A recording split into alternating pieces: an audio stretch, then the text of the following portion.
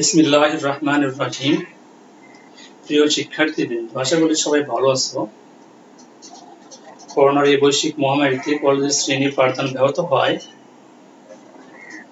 জয়পুর সরকারি কলেজের অনলাইন শ্রেণী পাঠদান কার্যক্রমের অংশ হিসাবে তোমাদের সামনে হাজির হয়েছি আমি মোহাম্মদ ইরশাদ হোসেন, প্রভাষক গণিত বিভাগ, জয়পুর সরকারি কলেজ, জয়পুরহাট। আজকে আমরা যে বিষয়টি নিয়ে আলোচনা করব তা অনার্স তৃতীয় বর্ষের অর্থাৎ সম্মান তৃতীয় বর্ষের একটি কোর্স, নিউমেরিক্যাল অ্যানালাইসিস। আমার গণিত বিভাগের যে সকল ছাত্রছাত্রীরা কলেজের শ্রেণী কার্যক্রম থেকে বঞ্চিত হচ্ছেন, তাদের সুবিধার্থে আজকে আমরা সম্মান তৃতীয় বর্ষের নিউমেরিক্যাল অ্যানালাইসিস কোর্সটি নিয়ে কিছু আলোকপাত করার চেষ্টা করব। তো কোর্সটির নাম নিয়ে একটু আমরা কথা বলি। কোর্সটির নাম বলা হচ্ছে নিউমেরিক্যাল অ্যানালাইসিস।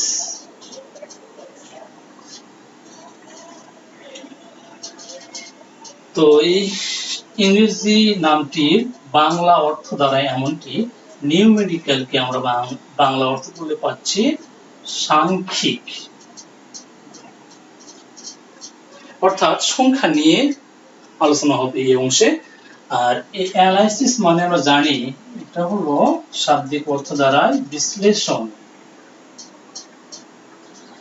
মূলত সংখ্যাগত বিশ্লেষণ বা সংখ্যার বিশ্লেষণ নিয়ে আমাদের এই কোর্সে আলোচনা করা হবে। তো সংখ্যার বিশ্লেষণ বলতে এখানে দশমিক সংখ্যার পরের অংশগুলো বা দশমিকের পরের ডিজিটগুলোর আসন্নতা নিয়ে, অ্যাকুরেসি নিয়ে মূলত এই পুরো কোর্সটাতে আলোচিত হয়। কোন সমীকরণের মূলগুলোর অ্যাকুরেসি খুঁজতে গিয়ে দশমিকের পরে যে সিস্টেমে অ্যাকুরেসির দিকে আগায় সেই প্রক্রিয়াগুলো নিয়ে মূলত এখানে আলোচিত হবে। তো আমরা এই কোর্সটির ফার্স্ট চ্যাপ্টারের দিকে চোখ বোলাই। তো তোমরা সবাই যার যার বই খাতা নিয়ে ডিভাইসের সামনে বসে যাও, যে যে ডিভাইস ইউজ করো না কেন সেই ডিভাইসটা ওপেন করে খাতা কলম নিয়ে বসে দাও। ইনশাআল্লাহ আজকে আমরা দেখব নিউমেরিক্যাল অ্যানালাইসিস বইটির ফার্স্ট চ্যাপ্টার। তো ফার্স্ট চ্যাপ্টারটি যে বিষয়টি নিয়ে আলোচনা করা হয়েছে তা হলো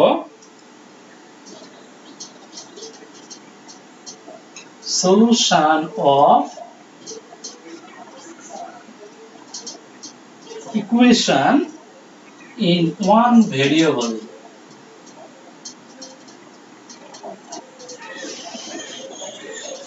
Solution of equation in one variable অর্থাৎ এক চলক বিশিষ্ট সমীকরণের সমাধান। আমরা চলক আগে শিখছি, চলক বলতে যেটা দিয়ে আমরা রাশিমালা তৈরি করি বা সমীকরণ লিখি। তো এক চলক বিশিষ্ট অর্থাৎ একটি ভেরিয়েবল দিয়ে লেখা কোন সমীকরণের সমাধানের প্রসেস নিয়ে আমরা আজকে দেখব। তো আমরা জানি যে x চলকের কোন রাশিমালা যদি আমরা তৈরি করি f of x বলি, সেটাকে function of x।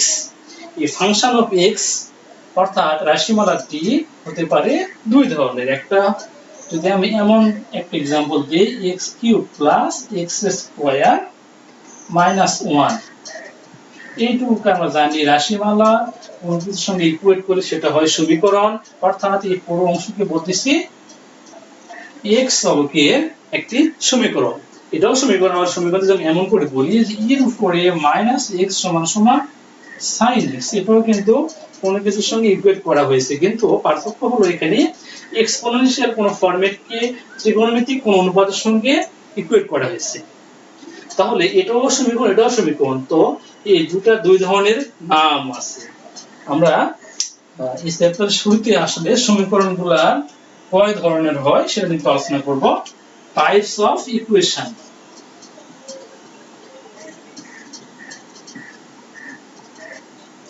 Types of equation আমরা বলতেছি দুটো টাইপসের কথা। একটি হলো অ্যালজেব্রিক ইকুয়েশন,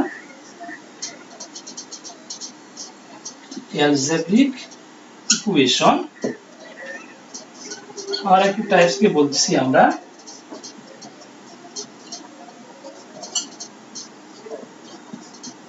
ট্রান্সেন্ডেন্টাল ইকুয়েশন। এটা বাংলা লিখলে আমরা বলতে পারি বীজগাণিতিক।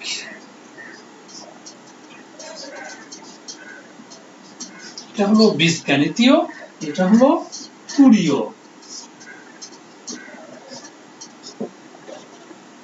তো আমরা যে সকল ইকুয়েশনের সলিউশন বের করব বা সমাধান খুঁজব, সেই সকল ইকুয়েশন হতে পারে দুই ধরনের, একটা হলো অ্যালজেব্রিক বা বীজগাণিতীয়, আর একটা ট্রান্সকেন্ডাল বা তুরীয়।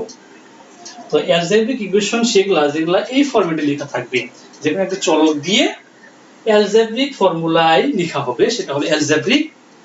অ্যালজেব্রিক ফরমেশনের মাধ্যমে লেখা সমীকরণকে বলবো আমরা অ্যালজেব্রিক ইকুয়েশন, আর যেগুলো আমরা তুরীয় ফর্মুলায় লিখব, অর্থাৎ যে সকল সমীকরণে এক্সপোনেনশিয়াল ফরম্যাট বা ত্রিকোণমিতিক ফরম্যাট অথবা লগারিদমিক ফরমেশন থাকবে, সেই সকলগুলোকে বলবো আমরা তুরীয় সমীকরণ। তো আমরা এই দুই ধরনের সমীকরণের সমাধান খুঁজবো। তো সমীকরণ মূলত দুই ধরনের হচ্ছে, একটা হলো অ্যালজেব্রিক বা বীজগাণিতীয়, আর একটা হলো তুরীয় বা ট্রান্সেন্ডেন্টাল ইকুয়েশন। ট্রান্সেন্ডেন্টাল হলো সেটি যার সঙ্গে এক্সপোনেনশিয়াল ফরম্যাট বা ত্রিকোণমিতিক ফরম্যাট বা লগারিদমিক ফরম্যাট থাকবে। ক্লিয়ার? তাহলে আমরা এখন এই সমীকরণের সমাধান করব। এই সমাধানের কয়েকটা পদ্ধতি আছে, এই পদ্ধতিগুলো নিয়ে একটু কথা বলার চেষ্টা করি। এই যে সলিউশনটা বের করব আমরা, সলিউশনটা কয়েকটা ধরনে বের হয়। আমাদের এই বইয়ের যে টাইপস গুলো কথা উল্লেখ আছে, তার মধ্যে আছে বাইসেকশন,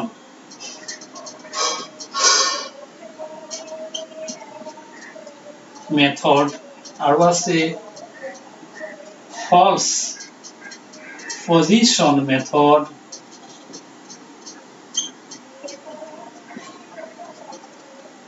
আরো আছে ফিক্সড পয়েন্ট,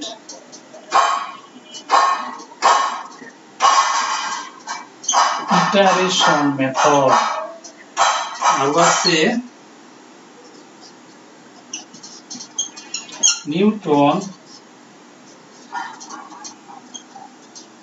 রেফসন মেথড। মূলত এই সবগুলো পদ্ধতি আসলে ইটারেশন পদ্ধতি বা পুনরাবৃত্তি পদ্ধতি। পুনরাবৃত্তি মানে একটা মূল বের করে ওই মূলের সাপেক্ষে অন্য মূল আবার বের করা হয়, সবগুলো মূলত পুনরাবৃত্তি পদ্ধতি। তো আমাদের কোর্সের ফার্স্ট চ্যাপ্টারে এই চারটি পদ্ধতি সম্বন্ধে আলোচনা করা হয়েছে। এর মধ্যে আমরা আজকে প্রথম যেটি বাইসেকশন মেথড বা দ্বিবিভক্তি পদ্ধতি, এটি নিয়ে আলোচনা করব।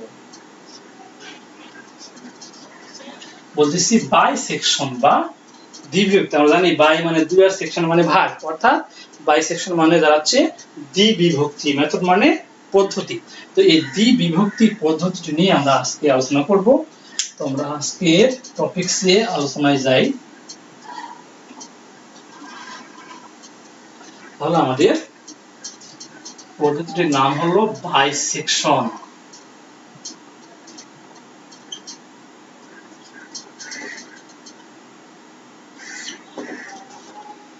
আমরা জানি যে কোনো প্রসেসেরই শুরুর আগে কিছু কথা থাকে, যেটাকে আমি বলি উপপাদ্য। অর্থাৎ এই প্রসেসটি কিভাবে অ্যাপ্লিকেবল হবে কিছু শর্ত থাকে, এই শর্তগুলো যে অংশ আলোচিত হয় সেটাকে বলি আমরা উপপাদ্য। তো বাইসেকশন পদ্ধতিরও এরকম উপপাদ্য আছে। উপপাদ্য সম্বন্ধে বলা হচ্ছে এমন,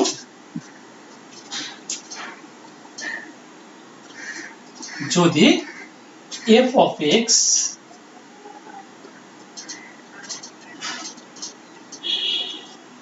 ফাংশনটি a O b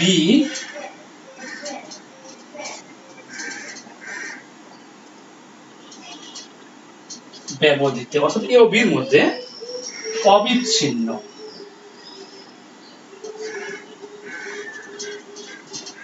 a O b এর মধ্যে অবিচ্ছিন্ন হয় এবং functional value of a into functional value of b less than 0 হয়। এই দুটির গুণফল 0 এর ছোট হওয়ার অর্থ হলো এই দুটি পরস্পর বিপরীতচিহ্ন বিশিষ্ট, এটি পজিটিভ হলে এটি নেগেটিভ, অথবা এটি নেগেটিভ হলে এটি হবে পজিটিভ। আমরা জানি যে প্লাসে মাইনাসে হয় মাইনাস, তাই না? বা মাইনাসে প্লাসে হয় মাইনাস। এদের গুণফল 0 এর থেকে ছোট হওয়াও যা, এরা পরস্পর বিপরীতচিহ্ন বিশিষ্ট হওয়াও তাই। তাহলে এটিকে আমরা যদি দেখি তাহলে বলতে পারি f of a O f of b বিপরীত চিহ্ন বিশিষ্ট হয়। তাহলে এ ও বি এর মধ্য এফ অফ এক্স এর অন্তত একটি মূল বা সমাধান বিদ্যমান।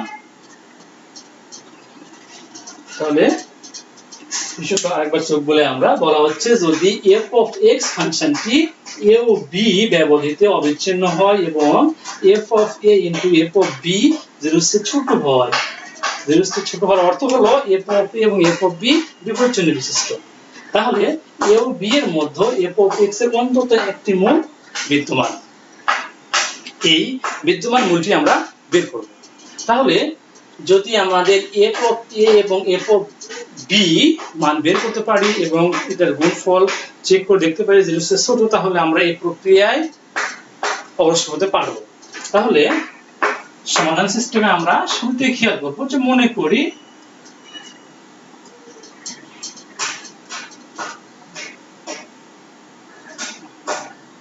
F of A into F of B জিরোর চেয়ে ছোট।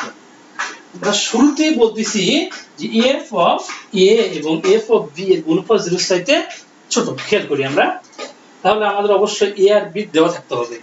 এ বি দেওয়া থাকলেই তাহলে আমরা এফ অফ এ এবং এফ অফ বি বের করতে পারবো।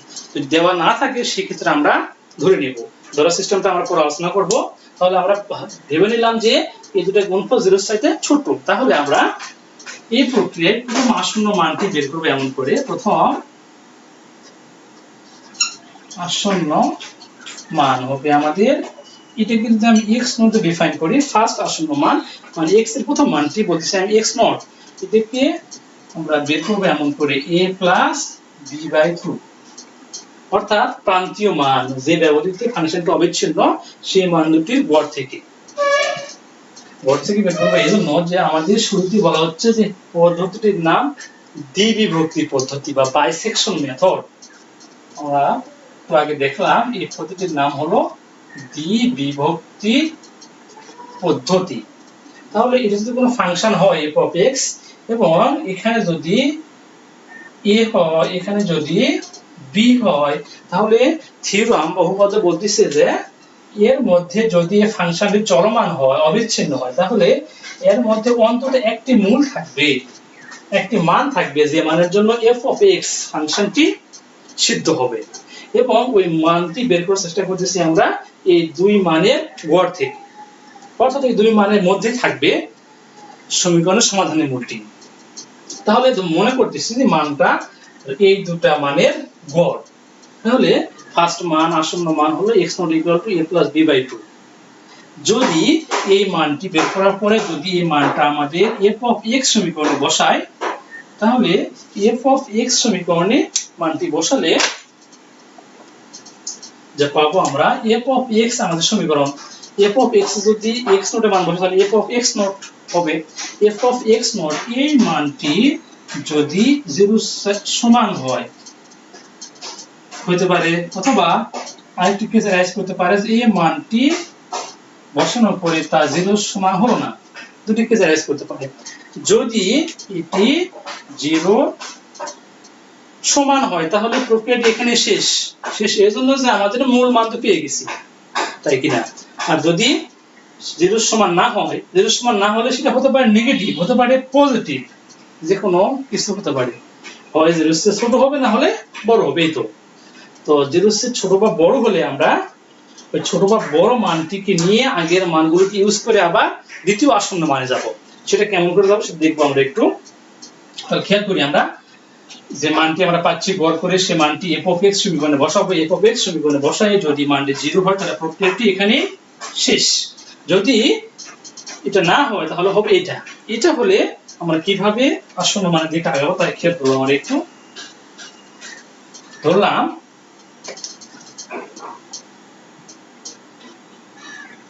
f of x not equal to 0, F of X not বলতেছি আমরা 0 নয়, তাহলে ওয়াই সেটা ছোট না হলে বড়। যদি ছোট হয় তাহলে একটা প্রসেসে যাব, আর বড় হলে আমরা আরেকটা প্রসেস অ্যাপ্লাই করব। তাহলে যদি এমন হয় F of X not into F of A, এই মানটি 0 চাইতে ছোট। আবার এমন হতে পারে যে F of X not into F of B, এই মানটি 0 চাইতে ছোট। যদি এমন ঘটে তাহলে মূলটি অবশ্যই এক্স নট এবং এর মধ্যে অবস্থিত, আর যদি এমন হয় তাহলে মূলটি অবশ্যই এক্স নট এবং বির মধ্যে অবস্থিত। তাহলে খেয়াল করি আমরা, প্রথম কেস হলে মূলটি এ ও এক্স নট এর মধ্যে বিদ্যমান, আর এমনটি হলে বলবো আমরা মূলটি এক্স নট ও বি এর মধ্যে বিদ্যমান। লক্ষণীয়, খেয়াল করি আমরা, এখানে এ বলছিলাম, এখানে বলতেছিলাম বি। এটা যদি আমাদের এক্স নট হয় তাহলে বলতেছে যে এফ অফ এক্স নট এবং এফ অফ এ, এই দুটো গুণফল 0 চেয়ে ছোট হলে মূলটা থাকতেছে আমাদের এখান থেকে এর মধ্যে।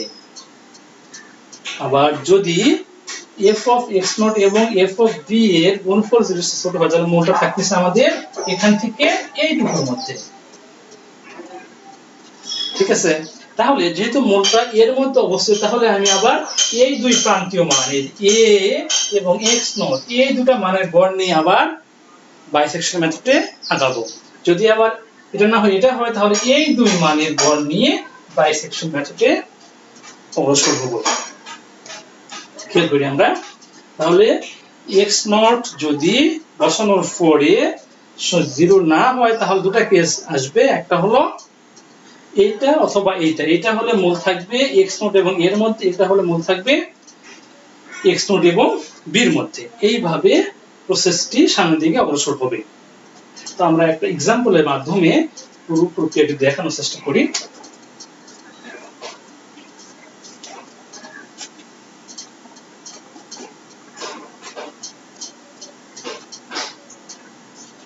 আমরা বইয়ে যে অঙ্কগুলা বারবার পরীক্ষায় দেয় সে ধরনের একটা অঙ্ক নিয়ে সলিউশনের চেষ্টা করি।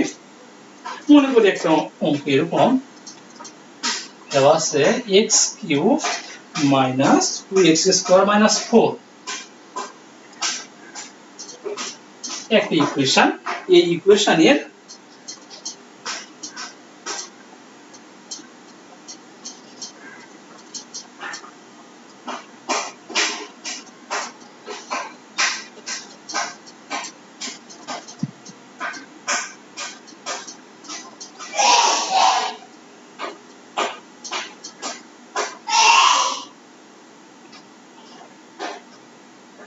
বলা আছে এমন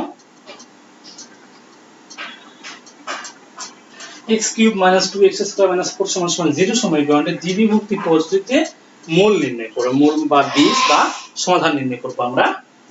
তাহলে দ্বিবিভক্তি পদ্ধতি আমরা একটু আগে দেখলাম উপপাদ্য আকারে, এটা এখন আমরা হাতে কলমে প্রয়োগ দেখাবো।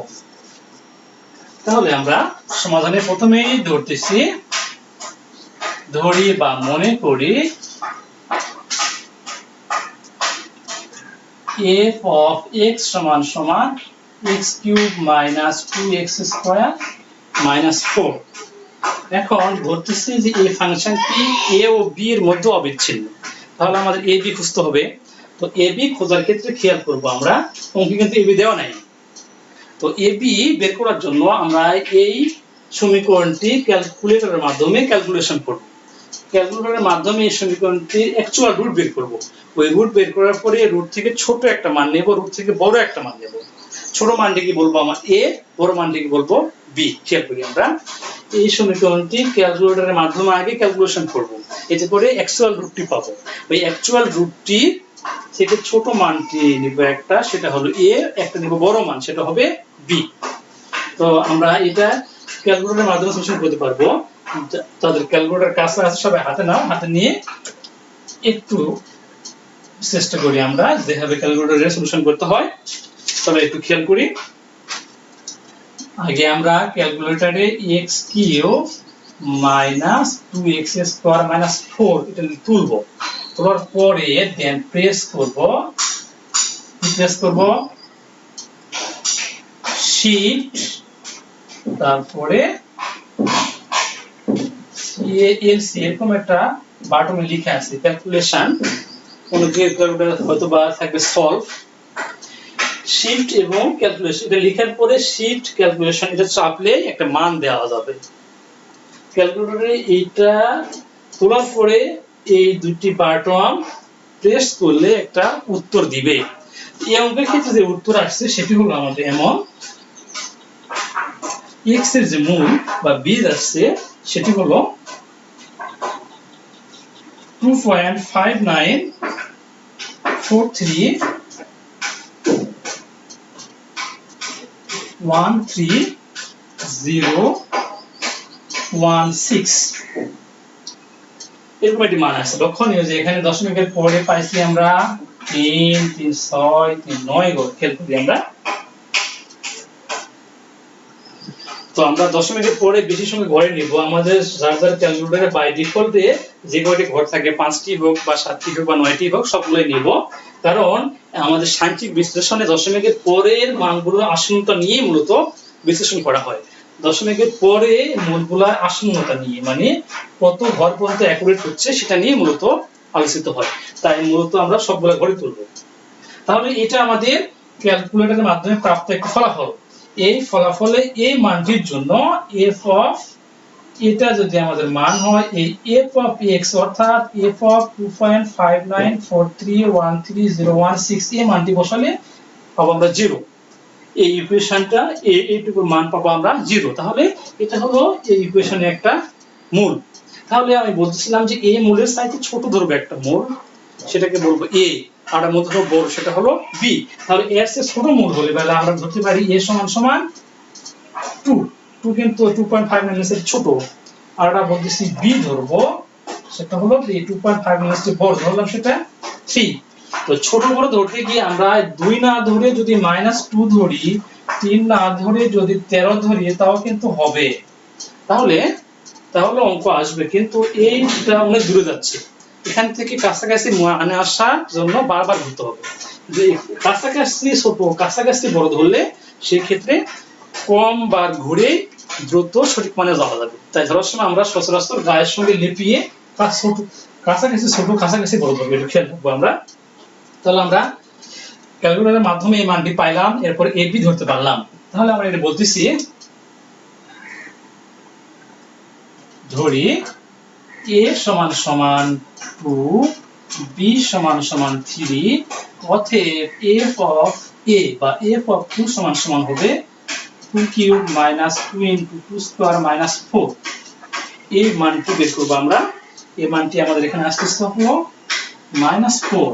আবার এবং f অফ b বা f অফ 3 এটা হবে 3 cube minus 2 into 3 square minus 4। এটা আমরা হিসাব করব, এই মানটি পাবো আমরা 5। এখন আমাদের উপপাদ্যে যে শর্ত ছিল, মানে বলা ছিল যে f অফ a এবং f অফ b এর গুণফলটা হতে হবে অবশ্যই 0 এর চাইতে ছোট। এখানে খেয়াল করি এই মানটা বসালে আমরা পাচ্ছি f অফ a এর মান -4, আবার f অফ b এর মান পাইছি 5, -20 যা অবশ্যই 0 এর চাইতে ছোট। তাহলে আমাদের থিওরাম অনুসারে ওই মানটি 0 এর চাইতে ছোট হয়েছে। তাহলে আমরা দ্বিবিভক্তি পদ্ধতি অ্যাপ্লাই করতে পারবো। যদি এই মানটি 0 এর চাইতে ছোট না হয় তাহলে কিন্তু আমরা এই পদ্ধতি অ্যাপ্লাই করতে পারতাম না। লক্ষণীয় বিষয় এটি। অবশ্যই এটি এমন ভাবে চুজ করব যাতে করে এটা দুটার গুণফল যেন 0 এর চাইতে ছোট হয়, বড় হলে সেটা হবে না। তাহলে থিওরামের যুক্তি অনুসারে আমরা এই পর্যন্ত অবশ্যই হয়েছি। এরপরে আমরা আসন্ন মানে আগাবো। তাহলে প্রথম আসন্ন মান প্রথম আসন্ন মান যেটি সেটি আমরা পদ্ধতির নাম ছিল আমাদের দ্বিবিভক্তি। দুটি প্রান্তীয় মানের গড় থেকে আমাদের মান নিতে হয়। তাহলে দুটি প্রান্তীয় মান হলো একটা হলো 2 আর হলো 3।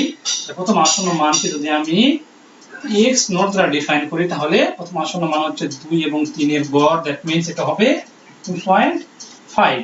2.5 এই মানটি আমরা বসাবো এখানে মূল সমীকরণে f of x এ। তাহলে f of x সমান সমান বলছি আমরা এটা, তাহলে f of 2.5 হবে 2.5 এর উপরে কিউব 2 into 2.5 এর উপর স্কয়ার মাইনাস 4। এই মানটি আমরা ক্যালকুলেটরের মাধ্যমে বের করতে পাচ্ছি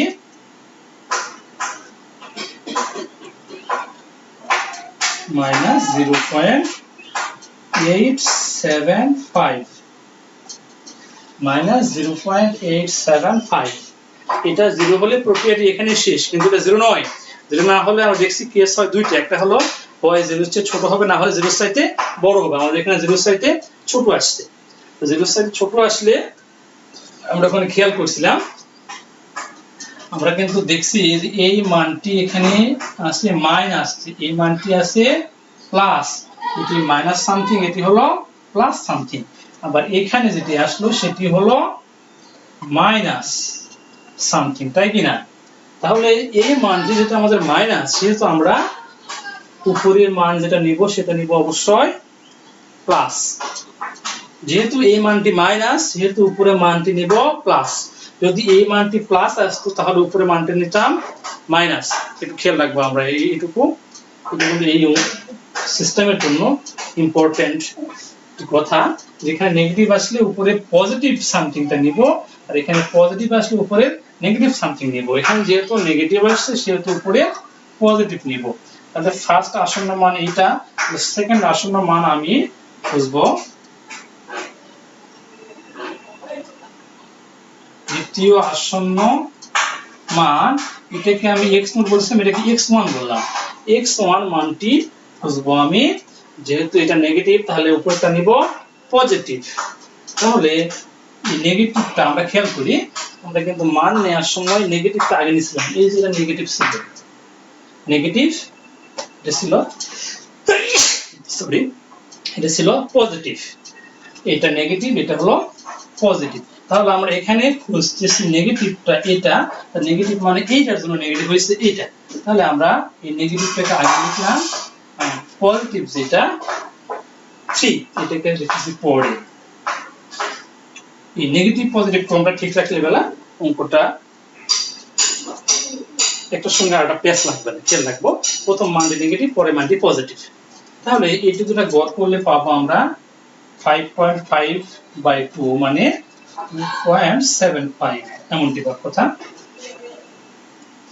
এরপর এই মানটি আবার বসাবো আমাদের f of x ইকুয়েশনে। লক্ষণীয় f of x মানে f of 2.75 এই মানটি আবার বসাবো এখানে। এখানে বসানোর পরে যে ফর্ম দাঁড়াবে 2.75 এর উপরে cube minus 2 into 2.75 square minus 4। এটি আবার ক্যালকুলেটরের মাধ্যমে যদি আমরা সলিউশন করি তাহলে পাবো 1.6718, তোমরা মিলাই নিবা 75। হ্যাঁ, তাহলে এই মানটি আমাদের কি পাইলাম আমরা প্লাস সামথিং। তাহলে এর পরের আসন্ন মান যেটি সেটি হবে আমাদের তৃতীয় আসন্ন মান। তৃতীয় আসন্ন মানটি কি আমরা বলতেছি, তৃতীয় আসন্ন মান ডিফাইন করব x2 দ্বারা। এটাকে আমরা এখানে যেহেতু পাইছি পজিটিভ তাহলে আগের মানটি নিব নেগেটিভ। আগের নেগেটিভ কোনটা ছিল, এই যে এটা। তাহলে খুঁজব আমি 2.5 আর এখানে হলো পজিটিভ পাইছি আমি হলো 2.75। এইটাকে আমরা গড় করে যেটা পাবো সেটি পাচ্ছি হলো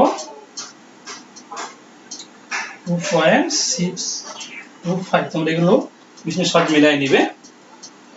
এইটা আবার আমরা বসাবো এই সমীকরণ।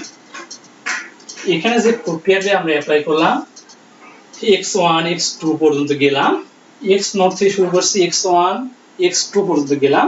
এখানে পজিটিভ পাইলে আগে নেগেটিভটি, নেগেটিভ পাইলে আগে পজিটিভ, এইভাবে আমরা অগ্রসর হব। এবং কোনোভাবে যদি কোনো জায়গায় গিয়ে জিরো হয় তাহলে প্রক্রিয়া ওখানে শেষ, আর জিরো যদি না হয় তাহলে এইভাবে অগ্রসর হব। প্রশ্ন হলো কত দূর পর্যন্ত আমরা অগ্রসর হব। অগ্রসর হওয়ার ক্ষেত্রে খেয়াল রাখবো আমরা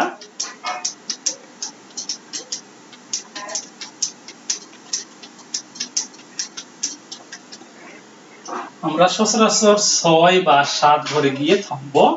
আরেকটি বিষয়, যদি এখানে প্রশ্নে উল্লেখ থাকে দশমিকের পরে 3 ঘর বা 4 ঘর পর্যন্ত মিল করতে হবে, সেক্ষেত্রে আমরা যেই পর্যন্ত গিয়ে দশমিকের পরে ওই সংখ্যক ঘর মিলবে সেই পর্যন্ত যাব। দশমিকের পরে ঘর মিলা বলতে আমাদের অঙ্কের সলিউশনে পাইছিলাম, এটি আমরা দেখছিলাম। আসলে অ্যাকচুয়াল উত্তর হলো 2.594313016। এই যে দশমিকের পরে যদি বলে যে 4 ঘর বা 5 ঘর পর্যন্ত মিলাও, তাহলে যতক্ষণ পর্যন্ত আমার x6 যদি সাপোজ এমন হয় 2.594315, আবার x7 যদি এমন হয় 2.594310, এই দশমিকের পরে এই যে আমাদের 5 ঘর পর্যন্ত মিল হলো, যে পর্যায়ে গিয়ে এই 6 আর 7 নম্বরে গিয়ে যে মিললো, 7 নম্বরে গিয়ে আমরা ক্লোজ করব। ঠিক আছে, যদি ওটা উল্লেখ না থাকে দশমিকের পরে কয় ঘরে ওইখানে উল্লেখই নাই, সেক্ষেত্রে আমরা মোটামুটি 6 বা 7 ঘরে গিয়ে থেমে যাব, তাহলে উত্তর নিয়ে নিবে। আর উল্লেখ থাকলে আমাদের ওইটা না আসা পর্যন্ত যেতে হবে। এটা হতে পারে যে x11 x12 এরকম অনেক দূর যেতে হতে পারে, সে পর্যন্ত যেতে হবে যদি ঘরটি উল্লেখ থাকে। না থাকলে বলে আমরা 6 বা 7 ঘরে গিয়ে থেমে যাব। এটা হলো এই বাইসেকশন পদ্ধতির মূল কথা এবং সলিউশনের প্রক্রিয়া। তো আমরা এই সিস্টেমে বইয়ে যেগুলো দেওয়া আছে সেগুলো সলিউশনের চেষ্টা করব, এবং আজকের এই ক্লাসের এই কথাগুলোর মধ্যে যদি কোনো অস্পষ্ট থাকে, বুঝতে সমস্যা হয়, তাহলে তোমরা আমাকে ইনবক্স করবা। আমরা আগামী ক্লাসের শুরুতে ইনশাআল্লাহ এগুলোর সমাধান দেওয়ার চেষ্টা করব। এরপরে অন্যান্য যে প্রসেসগুলো বাকি থাকলো, ফলস পজিশন, নিউটন রেফসন, ইটারেশন, এগুলো আমরা পর্যায়ক্রমে দেখার চেষ্টা করব। তো আজকে এ পর্যন্তই। সবাই ভালো থাকবে, সুস্থ থাকবে, বাসায় থাকবে, নিরাপদে থাকবে। আল্লাহ।